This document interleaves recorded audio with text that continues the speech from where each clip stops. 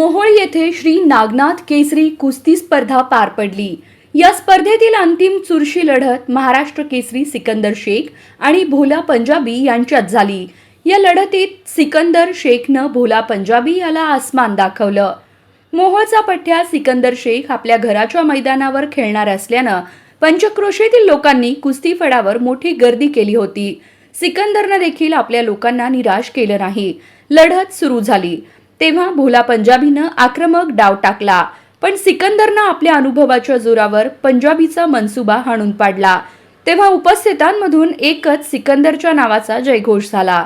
दोन्ही मल्लांनी एकमेकांना कडाडून टक्कर दिली, पण अखेरीस सिकंदरनं जोरात डाव टाकत भोला पंजाबीला आसमान दाखवलं। तेव्हा मैदानात एकच जल्लोष झाला।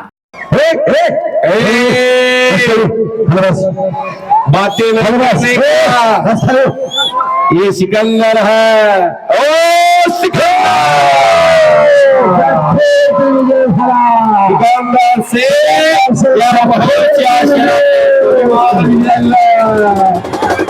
सलमान ने हल्दी भाऊसाहेब मिस्टर वालीकर यांच्यातर्फे 1000 रुपये सिकंदर शेख आलेले आहे।